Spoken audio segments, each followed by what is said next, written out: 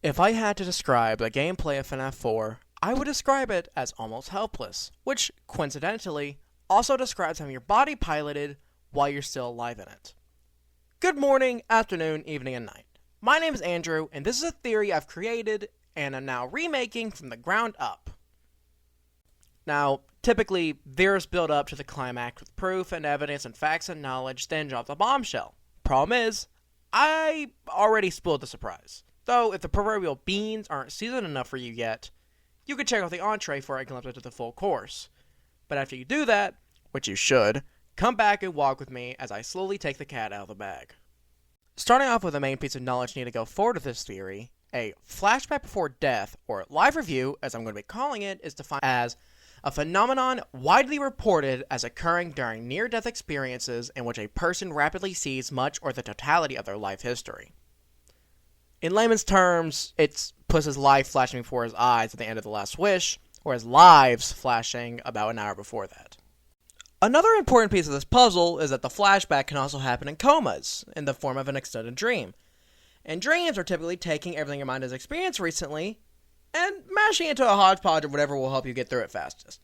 Supposedly. I'm not a scientist, and I also wouldn't exactly call it Michael is going through such a location, a coma. Well, with the being puppeteered by a mangle of wires and eyeballs. Also, I wouldn't necessarily call FNAF 4 a dream, though it certainly is a...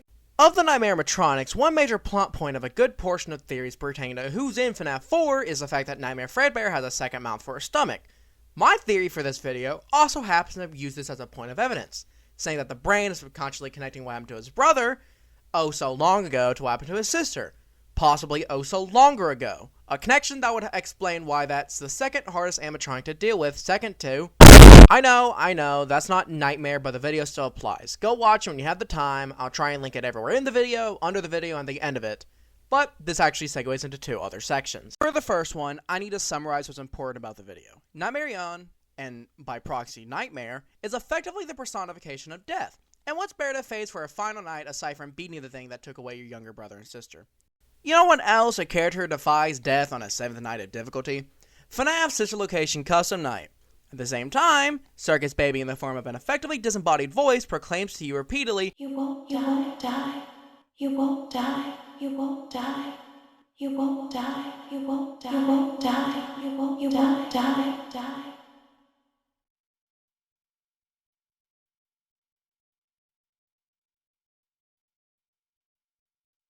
And you want to take a guess as to what character you play as when Baby includes you in on the secret of your semi-immortality?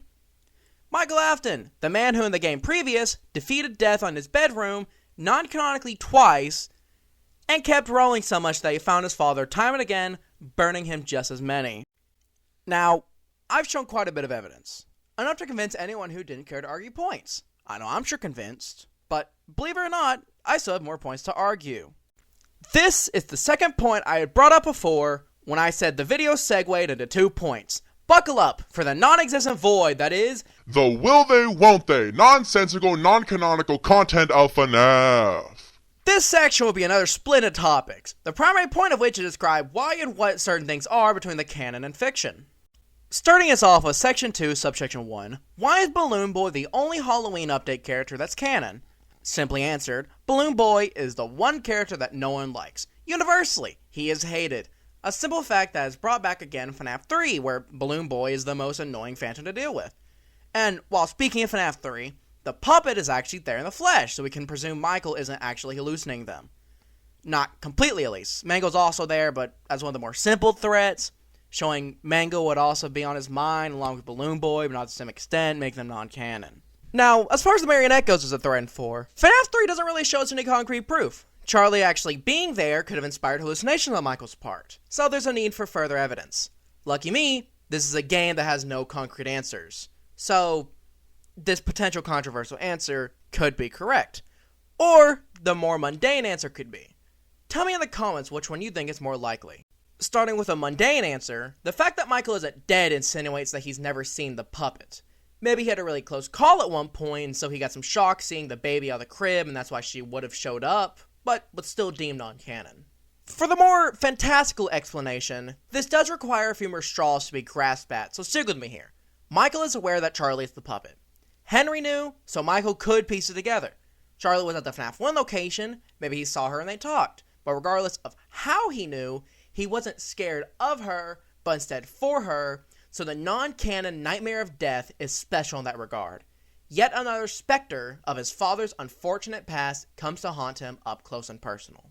Okay, I must admit the second subsection here is more covering all my bases than anything, but I might as well bring it up since we're getting close to the end of the evidence section into the summary, so here's a tidbit for anyone still watching this far in. The fake ending of Sister Location leads to the gameplay in the Sister Location custom night being influenced from the office setting just before it. Could be proof that in the fake ending, Mike doesn't get got by Ennard, which could have some importance, I don't know. Power scaling or something?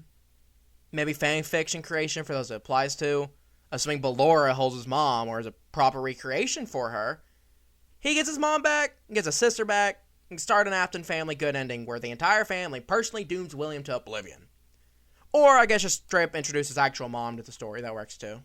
And saying that, is there anything else left? There's the proof of each individual game that are only things Michael would know about. Things like the phone calls showing up in the nightmares, FNAF 4, Mike having drawn one of the animatronics from FNAF 4 in the survival logbook.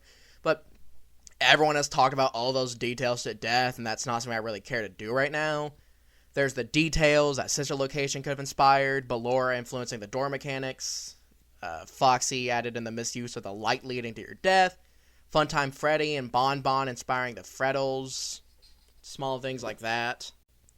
There's a thought I had a while ago that was saying the thing in the books that, like, said whatever happened in FNAF 4 happened in real life, and it inspired certain things. Another part was the Night 4 Springlock suit brought back some trauma from said book-related events. Maybe Mike had a PTSD attack in the suit, so made it harder to play the night. There's a in-canon reason for why Night 4 of Sister Location sucked the bad guys. And in saying all that, I think that's just about everything.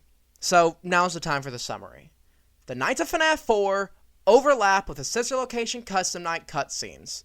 Michael is traumatized by everything that's been happening to him, and he's being forced to overcome it all at once in a life review coma stuck inside his own puppeteered body. And now, with everything actually said and done, I would like to thank all of you for watching the video.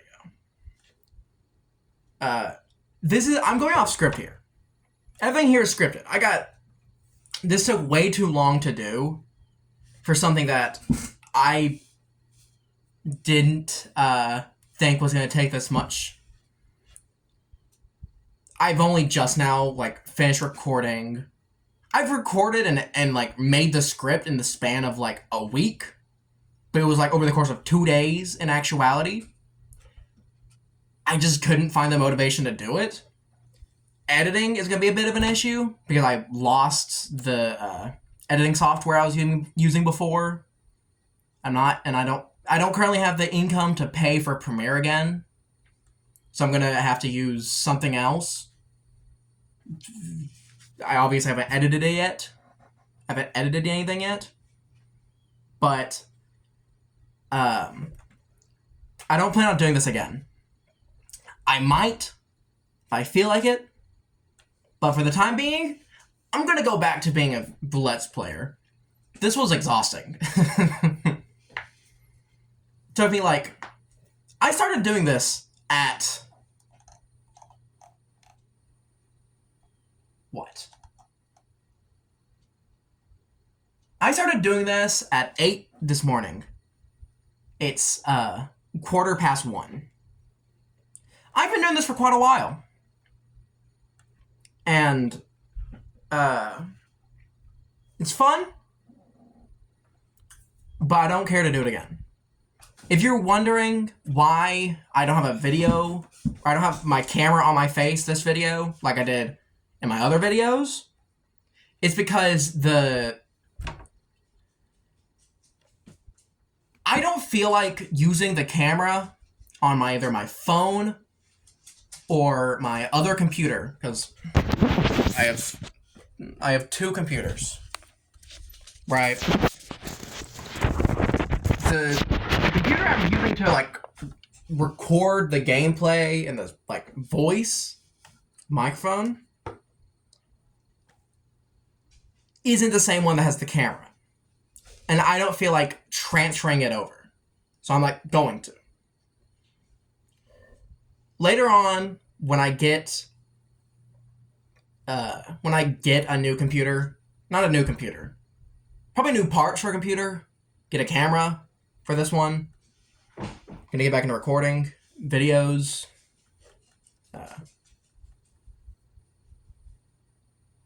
But for the time being, I'm gonna be running without a camera. Also because this one is off to the side, and this camera is gonna be down from where my eye level would be. I don't really have a place I could put my phone that could have it pointed at me and at eye level. But with all that having been said, I'm Magma Manager, and thank you for watching this video. Have a good day.